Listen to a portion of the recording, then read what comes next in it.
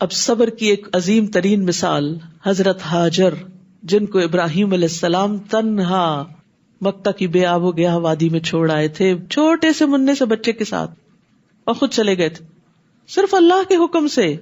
نہ وہاں کھانا تھا، نہ پانی تھا، نہ کوئی ٹھکانا تھا، نہ کوئی گھر تھا، نہ کوئی دھوپ سے بچنے کی جگہ تھی، اور نہ رات کو سونے کے لیے کوئی بیڈ روم تھا، کچھ بھی نہیں تھا.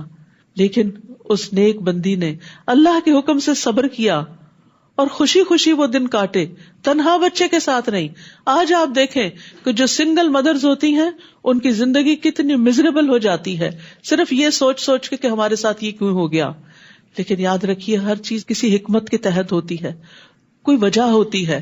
اللہ تعالیٰ زندگی میں آپ کو کچھ دینا چاہ رہے ہوتے ہیں. جب کچھ لیا جاتا ہے تو ایسا نہیں صرف لیا جاتا ہے، اس کے بدلے کچھ دیا بھی جاتا ہے. ان مع العسر یسرا بھی ہوتا ہے. تو اگر کسی پر ایسی کوئی تکلیف آ جائے تو وہ حضرت ہاجر کی کہانی یاد رکھے کہ انہوں نے وہ تنہا وقت کیسے گزارا تھا، انہوں نے بچے کی تربیت کیسے کی تھی. آج کی مائیں ہر وقت یہی رونا روتی رہتی، باپ تربیت میں کوئی حصہ نہیں ڈالتا، وہ بچوں کو کچھ نہیں کہتا، سارا کچھ مجھے ہی کرنا پڑتا ہے، مجھے ہی سمجھانا ہوتا ہے، مجھے ہی ان کے ٹینٹرمز دیکھنے ہوتے ہیں. نہیں، سارا اجر بھی تو آپ ہی کے لیے ہے. لمحے لمحے پر اجر ہے، اس صبر پر، اس تربیت پر، اس تکلیف پر. تو جو لوگ اللہ کی خاطر یہ صبر کر جاتے ہیں پھر اللہ ان کے قدموں کے نشانوں کو بھی یادگار بنا دیتا ہے. جس طرح ہاجرہ علیہ السلام کے قدموں کے نشان صفا مروہ میں جو پڑے، آج بڑے بڑے لوگ اس کی پیروی کرتے ہیں. فرمایا بے شک صفا اور مروہ اللہ کی نشانیوں میں سے ہیں، تو جو کوئی بیت اللہ کا حج یا عمرہ کرے اس پر کچھ گناہ نہیں کہ ان دونوں کا طواف کرے، اور جو کوئی خوشی سے نیکی کرے تو بے شک اللہ قدردان ہے، خوب علم رکھنے والا ہے. بے شک جو لوگ ہماری نازل کردہ واضح آیات اور ہدایت کو چھپاتے ہیں بعد اس کے کہ ہم نے ان کو اپنی کتاب میں لوگوں کے لیے کھول کر بیان کر دیا ہے، ایسے ہی لوگوں پر اللہ لعنت کرتا ہے، اور تمام لعنت کرنے والے بھی ان پر لعنت کرتے ہیں، مگر وہ لوگ جنہوں نے توبہ کی اور اصلاح کر لی اور کھول کر بیان کر دیا، تو یہی لوگ ہیں جن کی توبہ میں قبول کرتا ہوں، اور میں بہت توبہ قبول کرنے والا، نہایت رحم کرنے والا ہوں. بے شک وہ لوگ جنہوں نے کفر کیا اور وہ کفر ہی کی حالت میں مر گئے، یہی وہ لوگ ہیں جن پر اللہ کی اور فرشتوں کی اور لوگوں کی سب کے سب کی لعنت ہے. یعنی وہ اللہ کی رحمت سے محروم ہیں. جو اللہ کا انکار کرتے ہوئے دنیا سے جائیں، جو آخرت کا انکار کر کے دنیا سے جائیں، جو فرشتوں کا انکار کر کے دنیا سے جائیں، جو تقدیر کا انکار کر کے دنیا سے جائیں، کیونکہ بیسک فیتھ کے جو پلرز ہیں ان میں سے کسی ایک پلر کا بھی انکار انسان کو کفر سے دوچار کر دیتا ہے. خالدین فیہا، ہمیشہ اس میں رہنے والے ہیں، نہ تو ان سے عذاب ہلکا کیا جائے گا اور نہ ہی وہ مہلت دیے جائیں گے. وَإِلَٰهُكُمْ إِلَٰهٌ وَاحِدٌ لَا إِلَٰهَ إِلَّا هُوَ الرَّحْمَٰنُ الرَّحِيمُ، اور تم سب کا الہ ایک ہی الہ ہے، اس کے علاوہ، اس کے سوا کوئی الہ برحق نہیں، وہ بہت مہربان ہے، نہایت رحم کرنے والا ہے. تو یاد رکھیے ہم سب کا معبود ایک الہ، ایک رب ہے، اس کے سوا کوئی اور اس کی عبادت میں، اس کی صفات میں، اس کے کمالات میں، جمالات میں شریک نہیں. اور اس کی دلیل کیا ہے؟ کائنات کی تخلیق، کائنات کی نشانیوں پہ غور کرو. ان فی خلق السماوات والارض، یہ سب کچھ نہ تھا، یہ جس نے بنایا وہی عبادت کے لائق ہے. بے شک آسمانوں اور زمین کی پیدائش میں، اور رات اور دن کے ایک دوسرے کے پیچھے آنے جانے میں، اور ان کشتیوں میں جو سمندر میں ان چیزوں کو لے کر چلتی ہیں جو لوگوں کو نفع دیتی ہیں، اور اس پانی میں جس کو اللہ نے آسمان سے اتارا، پھر اس سے زمین کو اس کی موت کے بعد زندہ کیا، اور اس میں ہر قسم کے جاندار پھیلا دیے، اور ہواؤں کی گردش میں اور بادلوں میں جو آسمان اور زمین کے درمیان مسخر ہیں، پانی سے بھرے ہوئے، تمہارے سر پہ نہیں گرتے. البتہ ان سب میں بہت سی نشانیاں ہیں ان لوگوں کے لیے جو عقل رکھتے ہیں. یعنی اگر کسی تک پیغمبر کی کوئی تعلیم نہ پہنچے، قرآن نہ بھی پہنچے، حدیث نہ بھی پہنچے، کوئی داعی، کوئی دعویٰ دینے والا نہ بھی پہنچے، تو یہ ساری نشانیاں دعوت دے رہی ہیں کہ ان سب کا بنانے والا جو ہے وہی عبادت کے لائق ہے. اسی کے آگے سر جھکاؤ، اسی کو یاد کرو، اسی کے لیے نماز اور اسی کے لیے قربانی اور اسی کے لیے صدقہ اور اسی کے لیے ساری نیکیاں کرو. تمہارے سارے کے سارے اعمال اسی کی محبت میں ہونے چاہیے. اور لوگوں میں سے بعض ایسے ہیں جو اللہ کے سوا دوسروں کو اس کا مد مقابل بنا لیتے ہیں اور ان سے ایسی محبت کرتے ہیں جیسی محبت اللہ سے کرنی چاہیے. تو یاد رکھیے مخلوق کی محبت، چاہے وہ آسمان و زمین کی ہو، چاہے وہ کسی انسان کی ہو یا کسی بت کی ہو، مخلوق کی محبت اگر حد سے بڑھ جائے اور اللہ کی محبت سے زیادہ ہو جائے تو وہ شرک فی المحبہ ہو جاتا ہے. تو اس سے بچنے کی ضرورت ہے، کیونکہ اللہ سبحانہ وتعالیٰ فرماتے ہیں والذین آمنوا اشد حبا للہ، اور وہ جو ایمان لائے وہ اللہ کی محبت میں سب سے زیادہ شدید ہیں، سب سے آگے ہے اللہ کی محبت میں. اپنے دلوں کا جائزہ لیجئے، اپنے اندر جھانک کر دیکھیے کہ آپ کی زندگی میں سب سے زیادہ اہم کون ہے، آپ سب سے زیادہ کس کو یاد کرتے ہیں، آپ سب سے زیادہ کس کے ساتھ بات کر کے خوش ہوتے ہیں، آپ سب سے زیادہ کس پہ بھروسہ کرتے ہیں، کس کے سپرد اپنے معاملات کرتے ہیں. جب آپ پر کوئی تکلیف آتی ہے تو آپ کس کو یاد کرتے ہیں، جب آپ کو کوئی خوشی ملتی ہے تو سب سے پہلے کس کو یاد کرتے ہیں، جب آپ کو کوئی مال ملتا ہے تو سب سے پہلے کس کے لیے نکالتے ہیں، کس کے لیے جمع کرتے ہیں، کس کے لیے صدقہ خیرات کرتے ہیں. تو جس کے لیے آپ یہ سب کچھ کرتے ہیں وہی آپ کا محبوب ہے اور وہی آپ کا معبود ہے. جو سب سے بڑا محبوب ہوتا ہے وہی اصل میں معبود ہوتا ہے. تو اس لیے اگر اللہ کو معبود مانا ہے تو پھر سب سے بڑھ کر محبت بھی اللہ سے ہونی چاہیے. اور پھر جس سے محبت ہوتی ہے اس کے لیے انسان بڑی بڑی قربانیاں کر جاتا ہے، باقی چیزوں کو پیچھے رکھتا ہے، اس کو آگے رکھتا ہے، اس کی پسند ناپسند کو سامنے رکھتا ہے. اور جو ایمان لائے وہ اللہ کی محبت میں سب سے زیادہ شدید ہیں. اور کاش دنیا میں دیکھ لیں وہ لوگ جنہوں نے ظلم کیا، وہ جب عذاب دیکھیں گے کہ قوت ساری کی ساری اللہ ہی کے لیے ہے اور بے شک اللہ شدید عذاب دینے والا ہے. تو یاد رکھیے اللہ کی محبت انسان کے اعضاء پر بھی ظاہر ہوتی، انسان کے معاملات پر بھی ظاہر ہوتی، یعنی لوگوں کے ساتھ جب معاملہ کرتا ہے اس میں بھی ظاہر ہوتی، انسان کے سب کاموں میں چھلکتی ہے. یعنی جب انسان کے دل میں اللہ کی محبت آتی ہے تو انسان اللہ کی اطاعت میں بہت محنت کرنے لگتا ہے، اللہ کے دین کی خدمت کے لیے چاقو چوبند ہو جاتا ہے، وہ اللہ کی رضا کو حاصل کرنے کا حریص ہو جاتا ہے. صرف شوق نہیں، حرص ہو جاتی ہے کہ اللہ میرا کسی طرح راضی ہو جائے. وہ اس کے ساتھ سرگوشیاں کرنے میں لذت حاصل کرتا ہے، وہ اللہ کے فیصلوں پر راضی ہو جاتا ہے، اسے اللہ کی ملاقات کا شوق لگ جاتا ہے کہ کب اللہ سے ملاقات ہوگی. اسے اللہ کے ذکر سے انس حاصل ہوتا ہے، اس کے ذکر کے بغیر اس کو وحشت ہونے لگتی ہے. وہ لوگوں سے دور بھاگتا ہے تاکہ تنہائی میں اللہ کو یاد کر سکے. وہ تنہائیوں کو پسند کرتا ہے، اس کے دل سے دنیا کی محبت نکل جاتی ہے، اس کے دل میں ہر اس شخص کی محبت آتی ہے جو اللہ سے محبت کرتا ہے. قدرتی طور پر وہ اس شخص کی طرف کھنچنے لگتا ہے جو اللہ سے محبت کرتا ہے. اس کے دل میں اس کام کی محبت آ جاتی ہے جو اللہ کا پسندیدہ کام ہوتا ہے. وہ اللہ کو سارے کے سارے غیر اللہ پر ترجیح دیتا ہے. پھر فرمایا استبرأ الذین اتبعوا من الذین اتبعوا، جب بیزار ہو جائیں گے وہ لوگ جن کی پیروی کی گئی ان لوگوں سے جنہوں نے پیروی کی تھی. یعنی جن لوگوں سے وہ شدید محبت کرتے تھے وہ قیامت کے دن بیزاری دکھائیں گے اور وہ عذاب دیکھ لیں گے اور ان کے تعلقات رشتے سب ختم ہو جائیں گے، کوئی کسی کے کام نہ آئے گا. اور جنہوں نے پیروی کی وہ حسرت سے کہیں گے کاش ہمارے لیے ایک بار دنیا میں واپسی ہو. تو جس طرح یہ ہم سے بیزار ہو رہے ہیں ہم بھی اسی طرح ان سے بیزار ہوں. اس طرح اللہ ان کے اعمال ان پر حسرتیں بنا کر انہیں دکھائے گا اور وہ آگ سے نکلنے والے نہیں. یعنی نافرمان لوگ، شرک کرنے والے لوگ، دنیا کی محبت میں غرق اور غیر اللہ کی محبت میں غرق لوگ موت کے وقت بھی حسرت کا شکار ہوں گے اور قبر میں بھی حسرت کا شکار ہوں گے اور آخرت میں تو ہوں گے ہی ہوں گے. اس کے بعد اللہ سبحانہ وتعالیٰ کچھ احکامات دیتے ہیں. سورۃ البقرہ بڑی جامع سورت ہے. حضرت عمر رضی اللہ عنہ نے یہ سورت 12 سال میں پڑھی تھی اور جس دن ان کی سورت مکمل ہوئی تھی انہوں نے ایک بہت بڑا اونٹ ذبح کیا تھا خوشی میں. پھر اس کے بعد ان کے بیٹے عبداللہ بن عمر نے یہ سورت 8 سال میں سمجھی تھی. ہم چاہتے ہیں 2.5 دن میں ہو جائے. چلیے نہ ہونے سے تو بہتر ہے، لیکن انشاءاللہ اس کے بعد ایک طویل عرصہ بھی اس کے ساتھ گزاریں انشاءاللہ، کیونکہ اس میں حلال و حرام بھی ہے اور اس میں عقیدہ بھی ہے اور اخلاق بھی ہے، یعنی دین کی ایک جامع شکل اگر سورۃ البقرہ پڑھ لی جائے تو دین پورا سمجھ میں آ جاتا ہے.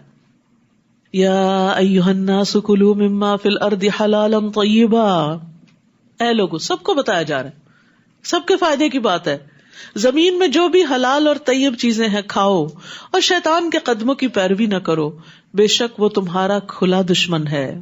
کھانے کے 2 اصول دے دیے گئے، حلال ہو، طیب ہو، عمدہ ہو، خوش ذائقہ ہو، اور اللہ سے دعا بھی کرنی چاہیے، اللہم انی اسألک علما نافعا ورزقا طیبا وعملا متقبلا، اور اللہم اکفنی بحلالک عن حرامک واغننی بفضلک عمن سواک.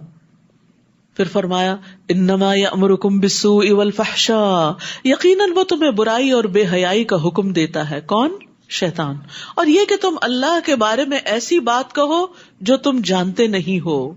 اور جب ان سے کہا جاتا ہے کہ اس کی پیروی کرو جو اللہ نے نازل کیا، تو کہتے ہیں نہیں، بلکہ ہم تو اسی کی پیروی کریں گے جس پر ہم نے اپنے باپ دادا کو پایا.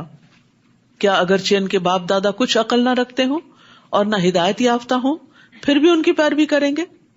اور ان لوگوں کی مثال جنہوں نے کفر کیا اس شخص کی مثال کی طرح ہے جو اس کو آواز دے جو پکار اور آواز کے سوا کچھ نہ سنتا ہو. یعنی غیر اللہ کو پکارنا ایسے ہی ہے. وہ بہرے ہیں، گنگے ہیں، اندھے ہیں، بس وہ عقل سے کام نہیں لیتے. پھر ایمان والوں کو خاص طور پر خطاب کیا گیا، یا ایھا الذین آمنوا کلوا من طیبات ما رزقناکم واشکروا للہ ان کنتم ایاہ تعبدون. اے لوگو جو ایمان لائے ہو، کھاؤ اس میں سے جو پاکیزہ چیزیں ہم نے تمہیں بطور رزق عطا کی ہیں.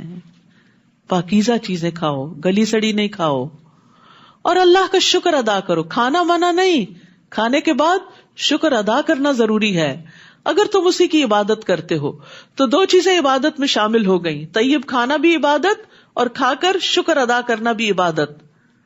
عبادت صرف نماز روزہ ہی نہیں، کھانا پینا بھی عبادت ہے. اس نے تو تم پر صرف مردار اور خون اور سور کا گوشت اور جس چیز پر اللہ کے سوا کسی اور کا نام پکارا جائے حرام کر دیا ہے. پھر جو کوئی مجبور کر دیا جائے، نہ چاہنے والا ہو اور نہ حد سے بڑھنے والا، یعنی مجبوری میں اگر کسی کو حرام کھانا پڑا تو وہ حرام کی چاہت رکھنے والا نہ ہو اور نہ ضرورت سے زائد کھائے، تو اس پر کوئی گناہ نہیں. بے شک اللہ بہت بخشنے والا، نہایت رحم کرنے والا ہے. بے شک جو لوگ اس چیز کو چھپاتے ہیں جو اللہ نے کتاب میں نازل کی ہے اور اس کے بدلے تھوڑی سی قیمت حاصل کر لیتے ہیں، یہ لوگ اپنے پیٹوں میں محض آگ بھرتے ہیں. ایسے لوگوں سے اللہ قیامت کے دن کلام نہ کرے گا، نہ ان کو گناہوں سے پاک کرے گا، اور ان کے لیے دردناک عذاب ہے.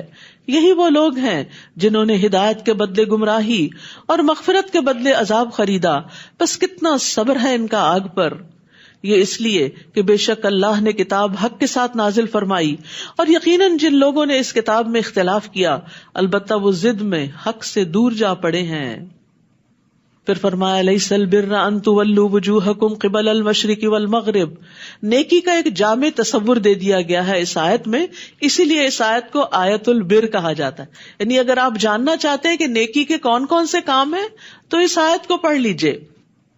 نیکی یہ نہیں کہ تم اپنے رخ مشرق اور مغرب کی طرف پھیر لو، بلکہ نیکی تو اس کی ہے جو اللہ پر اور آخرت کے دن پر اور فرشتوں پر اور کتاب پر اور نبیوں پر ایمان لائے. یعنی سب سے پہلے عقیدہ درست ہو، اس کے بعد حقوق العباد، اور مال سے محبت کے باوجود اسے رشتہ داروں اور یتیموں اور محتاجوں اور مسافر اور سوال کرنے والوں کو اور گردنیں چھڑانے میں دے. اور پھر حقوق اللہ، اور وہ نماز قائم کرے اور زکوٰۃ ادا کرے، اور وہ جو اپنے عہد کو پورا کرنے والے ہیں جب وہ عہد کرے. سبحان اللہ، بہت ساری چیزوں کا اکٹھا ذکر کرنے کے بعد عہد کو الگ سے ذکر کیا گیا. وعدہ خلافی نہ کریں، کمٹمنٹ نبھائیں. جب کسی کے ساتھ کوئی معاہدہ کر لیں تو اس کو پورا کریں، اور جب وہ عہد کریں اور سختی اور تکلیف میں اور جنگ کے وقت صبر کرنے والے ہیں. صبر کو بھی الگ سے ہائی لائٹ کیا گیا کہ یہ نیکیوں کی بنیاد ہے، جس کے اندر صبر نہیں وہ نیکی کر نہیں سکتا، کر لے تو سنبھال نہیں سکتا، اور سنبھال لے تو ضائع کرنے سے مشکل سے ہی بچتا ہے. نیکی سنبھالنا بھی صبر کا کام ہے، ورنہ ہم کیا کرتے ہیں، کوئی اچھا سا کام کر کے کرتے اللہ کے لیے، پھر کسی نہ کسی طرح مینشن کر کے لوگوں کو بتاتے ہیں تاکہ یہ ہمیں واہ واہ کرے، ایسے ضائع کر بیٹھتے ہیں. یا کر کے پھر احسان جتانا شروع کر دیتے ہیں، ضائع کر بیٹھتے ہیں، ریاکاری کر کے ضائع کر دیتے ہیں. تو اس طرح یہ سب صبر سے تعلق رکھتا ہے کہ انسان اپنا منہ روک لے کہ نہیں کسی کو نہیں بتانا، اللہ کے لیے کیا نا، کس بات کا چرچا. یہی وہ لوگ ہیں جنہوں نے سچ کہا، یہ سچ کی ڈیفینیشن ہے، اور یہی وہ لوگ ہیں جو تقوی والے ہیں. تو یہاں یہ متقین کی ساری علامات بتا دی گئیں، جو تقوی والے ہیں وہی کامیاب ہونے والے ہیں، اور ان کے یہ ٹریٹس ہیں. تو اس ترتیب میں بڑی حکمت ہے. رشتہ داروں کا ذکر، پھر یتیم جو چھوٹے ہوتے ہیں ان کا ذکر، مساکین جو محتاج ہوتے ہیں فاقہ لاحق ہوتا ہے، ابن السبیل مسافر جو کمزور ہوتے ہیں یعنی ان کی سپورٹ کم ہوتی ہے، مانگنے والے اگرچہ وہ محتاج نہ بھی ہوں. اور پھر یہ یاد رکھیے رشتہ دار صدقے کا زیادہ مستحق ہے بنسبت دوسروں کے. پھر فرمایا یا ایھا الذین آمنوا کتب علیکم القصاص فی القتلی، اے لوگو جو ایمان لائے ہو تم پر مقتولوں کے بارے میں قصاص لینا فرض کر دیا گیا ہے. آزاد کے بدلے وہی آزاد قاتل، اور غلام کے بدلے وہی غلام قاتل، اور عورت کے بدلے وہی عورت قاتلہ. پھر جسے اس کے بھائی کی طرف سے کچھ بھی معاف کر دیا جائے تو معروف طریقے سے پیروی کرنا اور اچھے طریقے سے اس کو دیت ادا کرنا لازم ہے. یہ تمہارے رب کی طرف سے تخفیف اور رحمت ہے. پھر جو اس کے بعد زیادتی کرے تو اس کے لیے دردناک عذاب ہے. یعنی دیت لینے کے بعد بندہ بھی مار دے تو یہ بڑے ظلم کی بات ہے. وَلَكُمْ فِي الْقِصَاصِ حَيَاةٌ يَا أُولِي الْأَلْبَابِ لَعَلَّكُمْ تَتَّقُونَ، اور تمہارے لیے قصاص میں زندگی ہے اے عقل والو تاکہ تم بچ جاؤ. یعنی آئندہ قتل ہونے بند ہو جائیں گے. اگر کچھ قاتلوں کو سزا مل گئی تو دوسروں کے لیے عبرت کا نشان بن جائیں گے. یعنی بظاہر تو زندگی جا رہی ہے لیکن یہ بہت سی زندگیوں کو بچانے کا سبب بن رہی ہے. جب کوئی مر جائے تو پھر اس کے بعد جو کچھ وہ چھوڑتا ہے اس کے لیے کیا کرنا چاہیے. کتب علیکم اذا حضر احدکم الموت ان ترک خیرا الوصیہ، تم پر فرض کیا گیا کہ جب تم میں سے کسی کو موت آنے لگے تو اگر وہ کچھ مال چھوڑے تو والدین اور رشتہ داروں کے لیے معروف طریقے سے وصیت کر جائے. یہ حق ہے تقوی والوں پر. یعنی متقی لوگ وصیت کرتے بھی ہیں اور وصیتوں کو پورا بھی کرتے ہیں. قرآن مجید میں دوسری جگہ بھی وصیت پوری کرنے کی تاکید ہے، اور وصیت اللہ کی طرف سے ایک صدقہ ہے. مال کو خیر میں استعمال کرنا چاہیے اور وارثوں کے لیے بھی کچھ نہ کچھ چھوڑنا چاہیے. اور 1/3 مال کی وصیت کی اجازت دی گئی ہے ہمارے دین میں، 1/3، اور وہ بھی زیادہ بتایا گیا، باقی مال وارثوں کا ہے. تو اس لیے بہتر ہے انسان اپنی زندگی میں ہی اپنے مال سے اپنے لیے آگے اچھے اچھے کام کر کے کچھ بنا لے، کیونکہ جو چھوڑ جائیں گے وہ دوسروں کا ہو جائے گا. آپ کا وہ ہے جو آپ نے استعمال کر لیا، کھا لیا، پہن لیا، اور جو صدقہ کر دیا وہ آپ کا ہو گیا. اور جو آپ نے استعمال نہیں کیا، انٹچڈ ہے، وہ دوسرے لے جائیں گے، اب وہ استعمال کریں گے، اور یہ بھی نہیں پتا کہاں استعمال کریں گے. اگر وہ نیک ہیں تو خیر کے رستے میں کریں گے، اور اگر وارث دین سے دور ہیں تو وہ اپنی دنیا کی عیاشیوں میں خرچ کریں گے. تو بہتر یہی ہے کہ پھر انسان اپنی آخرت کے لیے اپنے ہاتھوں دنیا میں ہی کچھ نہ کچھ کر لے. فَمَن بَدَّلَهُ بَعْدَ مَا سَمِعَهُ، بس جو شخص اس وصیت کو سننے کے بعد اسے بدل ڈالے تو بے شک اس کے بدلنے کا گناہ ان لوگوں پر ہے جو اس کو بدل دیں گے. بلا شبہ اللہ بہت سننے والا، بہت جاننے والا ہے. پھر اگر کسی کو وصیت کرنے والے کی طرف سے کسی طرف داری یا گناہ کی وصیت کرنے کا اندیشہ ہو تو وہ ان میں باہم اصلاح کرا دے تو اس پر کچھ گناہ نہیں. بے شک اللہ بے حد بخشنے والا، نہایت رحم کرنے والا ہے. پھر فرمایا یا ایھا الذین آمنوا کتب علیکم الصیام کما کتب علی الذین من قبلکم لعلکم تتقون، اے لوگو جو ایمان لائے ہو تم پر روزہ رکھنا فرض کر دیا گیا. فرض عبادت ہے جس طرح تم سے پہلے لوگوں پر فرض کیا گیا تھا. کیوں فرض کیا گیا؟ تاکہ تم متقی بن جاؤ، تاکہ تم برے انجام سے بچ جاؤ. روزہ ایک کفایت کرنے والی عبادت ہے. ابو ذر سے مروی ہے، انہوں نے پوچھا اللہ کے رسول یہ روزہ کیا ہے؟ آپ نے فرمایا یہ ایسا فرض ہے جو آخرت میں کفایت کر دینے والا ہے، یہ سب سے منفرد عمل ہے، خیر کا دروازہ ہے، جو ایمان اور ثواب کی امید سے روزے رکھے اس کے اگلے پچھلے گناہ معاف کر دیے جائیں گے۔ روزے کا اجر اللہ کے ذمے ہے، روزے کو اللہ نے اپنے لیے خاص کیا، اور پھر یہ کہ روزہ تقویٰ پیدا کرنے میں ایک بہت اہم کردار ادا کرتا ہے، اور جس کے اندر تقویٰ آ جاتا ہے اس کے سارے کام آسان ہو جاتے ہیں۔ من یتق اللہ یجعل لہ من امرہ یسرا، اللہ اس کے کام آسان کر دے گا۔ تو روزے سے تقویٰ، تقوی سے آسانی، یاد رکھیے گا یہ آئندہ جو روزے آنے والے ہیں ان میں خوشی خوشی روزہ رکھنے کا سوچیں۔ سارا سال نہیں ہے، فکر نہیں کیجیے، بس ایک ہی مہینہ ہے، 11 مہینے چھٹی ہے۔ ایام معدودات، گنتی کے چند دن ہیں، پھر جو کوئی تم میں سے بیمار ہو یا سفر پر ہو تو دوسرے دنوں سے تعداد پوری کر لے۔ گنتی پوری کرنا لازم ہے، قضا روزے رکھنے ضروری ہیں اگر بیماری یا سفر کی حالت میں، چاہے مینسز ہیں، چاہے نفاس ہے، کچھ بھی ہے۔ اور جو لوگ مشکل سے روزہ رکھنے کی طاقت رکھتے ہوں وہ ایک مسکین کا کھانا فدیہ دے دیں۔ بس جو کوئی خوشی سے نیکی کرے تو وہ اسی کے لیے بہتر ہے۔ ایک وقت کا کھانا لازم ہے، 2 وقت کا دے دیں تو بہت اچھا ہے۔ اور یہ کہ تم روزہ رکھو تمہارے حق میں یہ بہتر ہے، یعنی ڈر کے روزہ چھوڑ کے فدیے کی طرف نہیں جاؤ، بلکہ روزہ رکھو، یہ تمہیں زیادہ فائدہ دے گا۔ ہو سکتا ہے وہ بیماری ہی چلی جائے جس کے ڈر سے تم روزہ چھوڑ رہے ہو۔ اگر تم علم رکھتے ہو تو انسان بہت سے غلط کام کر جاتا ہے لا علمی سے، تو اللہ نے جب علم دے دیا تو پھر اللہ کے حکم پر عمل کرو گے تو فائدے ہی فائدے ہوں گے۔ شہر رمضان الذی انزل فیہ القرآن، رمضان کا مہینہ وہ ہے جس میں قرآن نازل کیا گیا۔ رمضان کی امپورٹنس قرآن کی وجہ سے ہے، تو پھر قرآن کی فضیلت کیا ہوگی، خود قرآن کی برکت کیا ہوگی، اور اس سے ملنے والی رحمتیں کیا ہوں گی کہ جس کی وجہ سے اللہ نے ایک مہینے کو اتنی امپورٹنس دی، اس رات کو جو لیلۃ القدر ہے اتنی زیادہ اہمیت دی۔ ہدایت ہے لوگوں کے لیے اور روشن دلائل ہے ہدایت اور حق کو باطل میں فرق کرنے کے لیے۔ تو جو کوئی تم میں سے اس مہینے کو پائے اسے چاہیے کہ اس کے روزے رکھے، اور جو بیمار یا سفر میں ہو تو دوسرے دنوں سے تعداد پوری کر لے۔ اللہ تمہارے لیے آسانی چاہتا ہے اور وہ تمہارے لیے تنگی کا ارادہ نہیں رکھتا۔ اور تاکہ تم تعداد پوری کرو، یعنی رمضان میں روزے نہیں رکھ سکتے، بڑی مشکل ہو گئی، کوئی بات نہیں، چھوڑ دو، بعد میں رکھ لینا، یہ ہے آسانی۔ لیکن گنتی پوری کرنا، ڈنڈی نہیں مارنا، اور تاکہ تم اس پر اللہ کی بڑائی بیان کرو کہ سبحان اللہ، ہمارا رب کتنا عظیم ہے جس نے ہمیں یہ سہولتیں دے رکھی ہیں، اور اس بات پر اللہ کی بڑائی بیان کرو کہ اس نے تمہیں ہدایت بخشی، اور تاکہ تم شکر ادا کرو۔ تو روزہ رکھنے کا ایک مقصد تقویٰ کے علاوہ شکر بھی ہے۔ رمضان میں ایک اور خاص کام دعا کرنا، لیکن یہ صرف رمضان کے ساتھ خاص نہیں، عام دنوں میں بھی دعا کرنی چاہیے۔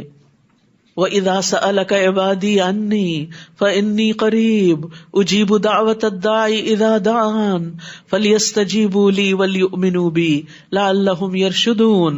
اور جب میرے بندے آپ سے میرے بارے میں سوال کریں، اللہ کے بارے میں سوال کریں، کہاں ہے ہمارا رب، قریب ہے کہ دور ہے، کہہ دیجئے بے شک میں قریب ہوں، میں پکارنے والے کی پکار کا جواب دیتا ہوں۔ سبحان اللہ، جب آپ یا اللہ کہتے ہیں تو اللہ تعالیٰ جواب دیتے ہیں، اللہ تعالیٰ پکار سنتے ہیں، وہ دعا قبول کرتے ہیں۔